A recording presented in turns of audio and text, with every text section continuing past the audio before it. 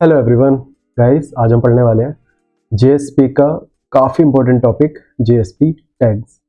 तो हमेशा की तरह इस वेबसाइट का लिंक आपको मिल जाएगा वीडियो के डिस्क्रिप्शन में। क्लिक करते हैं एडवांस जावा इन 18 स्टेप्स, स्क्रॉल करते हैं नीचे और क्लिक करते हैं जेएसपी टैग्स पे। गाइस एक चीज़ यहाँ आप देख सकते हैं, स्टेप 14 जेएसपी डायरेक्टिव्स होने वाला है और स्टेप 16 होने वाला है जेएसपी एक्शन टैग्स, जो इसी का पार्ट है। तो यहाँ हम इन चीज़ों से इंट्रोड्यूस होंगे और फिर इनके बारे में डिटेल ये टॉपिक सेपरेट है। तो जेएसपी टैग्स ओपन करते हैं हम फिलहाल। गाइस आप देख सकते हैं कि scriptlet tags, expression tags, declaration tags, directive tags और जेएसपी एक्शन टैग्स, ये हमारे टोटल टैग्स होते हैं। इसमें जो स्क्रिप्टलेट, एक्सप्रेशन, डिक्लेरेशन है, इनका तो एग्जांपल हम आज यहीं करके देख लेंगे। डायरेक्टिव और जेएसपी एक्शन टैग जैसे मैंने बताया स्टेप 14 और 16 में पूरा कवर होगा, क्योंकि इसमें काफ़ी सारे डायरेक्टिव्स जो एक्शन टैग्स होते हैं, तो इनके बारे में डिटेल में वहाँ पढ़ेंगे। यहाँ जस्ट ओवरव्यू होगा इनका, तो 3 के एग्जाम्पल होंगे और 2 का ओवरव्यू होगा। तो स्टार्ट करते हैं स्क्रिप्टलेट टैग से। इन्हें नॉर्मल जेएसपी टैग्स भी कहते हैं। तो इनका सिंटैक्स होता है कुछ ऐसे। अब हम ओपन करते हैं अपना IDE, जो भी आपकी IDE है अब वो ओपन कर लें। वेब डायनेमिक प्रोजेक्ट एक बना लेते हैं जेएसपी टैग्स नाम से, फिनिश करते हैं और इसमें एक बना लेते हैं SRC मेन वेब ऐप में एक जेएसपी फाइल। क्या हम कहीं और किसी और फोल्डर में जेएसपी फाइल नहीं बना सकते? बना सकते हैं, लेकिन फिर उसके लिए आपको web.xml में वो पाथ देना होगा कि हम जेएसपी यहाँ से पिक कर रहे हैं, जो कि रिकमेंड नहीं है। तो आप जो डिफ़ॉल्ट पाथ है उस पर ही जेएसपी फाइल बनाएं वेब ऐप के अंदर। मैं सब कुछ क्लियर कर देता हूँ, बिल्कुल ज़ीरो से स्टार्ट करेंगे इसको। तो सबसे पहला टैग हमारा स्क्रिप्टलेट टैग, इसको मैं लिख देता हूँ। ये हमने ओपन किया स्क्रिप्टलेट टैग और इसको मैंने क्लोज किया। इसके अंदर आप अपना जावा कोड लिख सकते हैं, जितना भी जावा कोड है वो सब यहाँ आप लिख सकते हैं। फॉर लूप लिखना है, इफ़ लूप लिखना है ना, वो सब यहाँ आप लिख सकते हो। मैं जस्ट एक ये लिख सकते हैं और फॉर लूप लिख सकते हैं। जितने भी कंट्रोल स्टेटमेंट्स हैं वो आप यहाँ यूज़ कर सकते हो। अब इसके अंदर देना होगा, ऐसे ही रहने देता हूँ, वाइल वगैरह ना। इसके अंदर गाइज आप एक चीज़ और कर सकते हो कि आप इसके अंदर डिक्लेयर कर सकते हो, लेकिन आपको डिक्लेयर इसमें करना नहीं चाहिए, लेकिन आप कर सकते हो। मैं अभी इसमें डिफरेंस बताता हूँ आपको। लाइक फर्स्ट नेम मैंने दे दिया और यहाँ मैंने दे दिया कुलदीप, ठीक है गाइज। तो यहाँ मैंने ये डिक्लेयर कर दिया है। अब मैं क्या करने वाला हूँ कि स्क्रिप्टलेट टैग के बाद जो आता है वो इसका हम यूज़ करके देखेंगे अभी। स्क्रिप्टलेट टैग के जो बाद आता है वो आता है एक्सप्रेशन टैग। एक्सप्रेशन टैग क्या करता है, जस्ट इक्वल टू आपको लगाना होता है और उसके बाद आप इसको ऐसे क्लोज करते हैं। यहाँ आप जो भी लिखते हैं वो डायरेक्टली ब्राउज़र पे शो हो जाता है। जैसे मैं कौशिक लिखा, मैं इसे आपको चला के दिखा देता हूँ।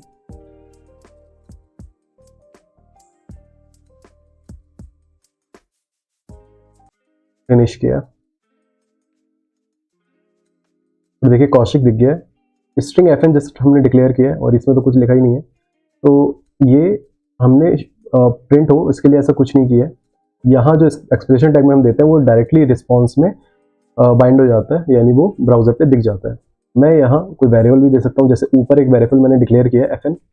चाहे डिफरेंट स्क्रिप्टलेट टैग है, लेकिन ये पूरा पेज सर्वलेट में कन्वर्ट होगा, तो जो भी कोड है वो एक साथ ही चलेगा सर्वलेट में। तो यानी आप डिफरेंट स्क्रिप्टलेट में भी डालते हैं तो वो कंबाइंडली एक सर्वलेट में कन्वर्ट होकर चलता है।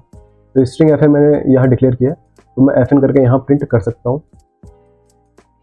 लेकिन गाइस अगर मैं इसको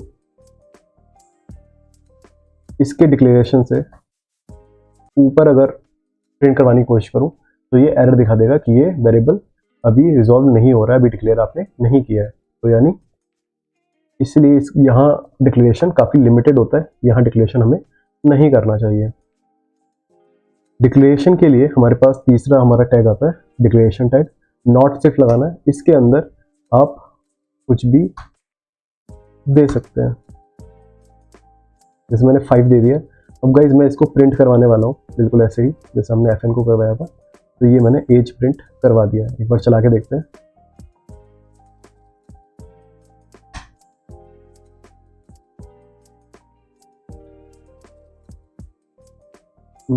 ऑल गुड।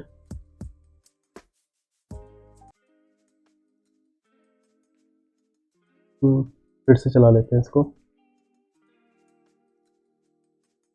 देखिए कुलदीप और 5 ये प्रिंट हो गया, कुलदीप यहाँ से प्रिंट हो गया, 5 यहाँ से प्रिंट हो गया। लेकिन डिक्लेरेशन टैग का फ़ायदा ये है कि आप कहीं भी डिक्लेयर कर सकते हैं डिक्लेरेशन टैग लगा के, और उस वेरिएबल को आप पूरे पेज में कहीं भी यूज़ कर सकते हैं। मैं ऊपर इसको मूव कर दिया, अगर मैं इसको फिर से चलाऊँ तो ये अब भी प्रिंट हो जाएगा। लेकिन यहाँ स्क्रिप्टलेट में जो हम डिफाइन करते हैं वो ग्लोबली ऐसे पेज पे अवेलेबल नहीं होता है। तो जो भी डिक्लेरेशन आपको करना है वो यहाँ करना है। इसके अलावा किसी भी तरह का डिक्लेरेशन यहाँ होता है, जैसे एक मेथड में यहाँ अगर बना दूँ, सिंपल सा कोई सम का एक मेथड बना देता हूँ ऐड करने का।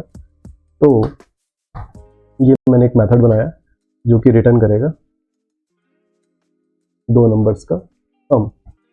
अब गाइस यहाँ मैंने ये डिक्लेयर कर दिया है। अगर मैं ये सेम मेथड ऊपर डिक्लेयर करना चाहूँ तो ये एरर दिखा देगा। मैं मेथड का नेम भी चेंज कर दूँ तब भी ये एरर दिखा देगा। यानी आप मेथड डिक्लेयर यहाँ स्क्रिप्टलेट में वैसे भी नहीं कर सकते हो। जितना भी डिक्लेरेशन आपको करना है हमेशा डिक्लेरेशन टैग के अंदर करना है। यहाँ से आप उसे कॉल कर सकते हैं। तो जैसे अगर मैं इस सम मेथड को कॉल करूँ तो ये कॉल हो जाएगा, कोई एरर नहीं आएगा ना गाइस। तो यहाँ यूसेज होता है स्क्रिप्टलेट में, डिक्लेरेशन और एक्सप्रेशन को छोड़ के जितना भी कोड लिखा जाता है वो लिखा जाता है स्क्रिप्टलेट टैग में। आप इस तरह समझ सकते हैं। तो गाइस ये 3 हमारे हो गए। अब आता है डायरेक्टिव टैग। देखिए डायरेक्टिव टैग कैसे बनता है, सिंपल सिंटैक्स है। सबसे पहले स्क्रिप्टलेट और उसके बाद @ लगाएंगे। @ लगाने के बाद अगर आप कंट्रोल स्पेस दबाते हैं तो आपको 3 ऑप्शंस दिख जाएंगे, इंक्लूड, पेज, टैगलिब। तो ये 3 डायरेक्टिव होते हैं गाइस। इंक्लूड से इंक्लूड करते हैं फाइल को, अभी जस्ट मैं ओवरव्यू बता रहा हूँ। पेज से इस पेज के लिए कुछ कॉन्फ़िगरेशन सेट करते हैं, जैसे सेशन इसमें हम यूज़ कर सकते हैं। क्या एरर पेज, अगर इस पेज पे कोई एरर आता है तो किस पेज पे मूव करना है, वो पेज पे हम प्रॉपर्टी दे सकते हैं। तो पेज की काफ़ी सारी प्रॉपर्टीज़ हैं, वो हम नेक्स्ट टॉपिक में 14 में पढ़ने वाले हैं। टैगलिब टैग लाइब्रेरी है हमारे कोड को सिंप्लीफाइड तरीके से लिखने के लिए। विदाउट स्क्रिप्टलेट ये हमारे टैग्स प्रोवाइड होते हैं। तो टैग्स यूज़ करके हम कुछ फॉर लूप है, कुछ एसक्यूएल क्वेरीज हैं, करेंसी या फिर डेट को फॉर्मेट करना है। तो इस तरह के जो भी कॉमन ऑपरेशंस होते हैं वो हमारे पास कुछ कोड प्रोवाइडेड होते हैं, उन्हें यूज़ करके हम सिंपली तरीके से कोड लिख सकते हैं। तो ये हम जानेंगे टैग लाइब्रेरी में। इसके अलावा जो हमारा नेक्स्ट होता है वो आता है JSP action tag. JSP action tag जो हमारा टैग लाइब्रेरी है उसी से कुछ रिलेटेड है, लेकिन उसके लिए हमें ये टैगलिब इम्प्लीमेंट करना नहीं होता है, वो जेएसपी ने ऑटोमेटिक प्रोवाइड करवा रखा है। तो कुछ इस तरह से उसका कोड लिखा जाता है, जेएसपी कॉलन। और इसके बाद देखिए ये इतनी सारी प्रॉपर्टीज़ आपको मिल रही हैं। ये सारी प्रॉपर्टीज़ हम एक एक करके यूज़ करके देखेंगे। जो हमारा 16 टॉपिक है, क्या टॉपिक है, जेएसपी एक्शन टैग। तो उसके अंदर हम ये सारे एट्रीब्यूट्स का एक एक एग्जाम्पल करके देखने वाले हैं, जो हमारे सेपरेट टॉपिक्स हैं। तो गाइस ये हमारे जेएसपी टैग्स हैं। बहुत ही सिंपल टॉपिक है, लेकिन यहाँ से हमारा जेएसपी की एक्चुअल कोडिंग स्टार्ट होती है। आपको स्क्रिप्टलेट, सिंपल जेएसपी टैग्स भी इन्हें कहते हैं, इनको समझना है। इनको समझने के बाद आपको अगर कोई चीज़ प्रिंट करवानी है डायरेक्टली वेब पेज पे तो आप एक्सप्रेशन का यूज़ करेंगे। अगर आपको डिक्लेयर करने डेटा मेंबर्स, कोई भी मेथड डिक्लेयर करना है तो वो सारी चीज़ें किस में होंगी, डिक्लेरेशन टैग में होंगी। डायरेक्टिव टैग पूरा सेपरेट टॉपिक है। पेज वाइज अगर हमें कोई इन्फॉर्मेशन सेट करनी है तो पेज डायरेक्टिव है उसके लिए। कोई फाइल दूसरी जैसी फाइल है उसको यहाँ इंक्लूड करना है, उसका आउटपुट, पूरा पेज की आउटपुट हमें इंक्लूड करना है तो इंक्लूड डायरेक्टिव है। कोड को सिंप्लीफाई तरीके से लिखने के लिए हमारे पास टैगलिब डायरेक्टिव है ना, टैग्स हम यूज़ कर सकते हैं टैगलिब डायरेक्टिव के थ्रू। जैसे एक्शन टैग्स है, ये भी टैग्स है, लेकिन इसके लिए हमें कोई टैगलिब डिफाइन करना नहीं पड़ता, उसे इंपोर्ट करने की नीड नहीं है, ऑटो इंपोर्टेड होते हैं। इनको डायरेक्टली हम यूज़ कर सकते हैं जेएसपी कॉलन करके, है ना। तो गाइस ये टॉपिक है। अगर आपको कोई इसमें डाउट होता है, आपको कोई क्वेश्चन होता है, आपको कोई टॉपिक और डिटेल में इसमें समझना है तो आप मुझे इस वीडियो पे कमेंट कर सकते हैं। मैं डेफिनेटली उसके ऊपर वीडियो बना दूंगा, या फिर अगर छोटा सा कोई क्वेश्चन हुआ आपका और डाउट हुआ तो उसका आंसर मैं डायरेक्टली कमेंट में दे दूंगा। Okay, thank you so much guys, मिलते हैं नेक्स्ट वीडियो में।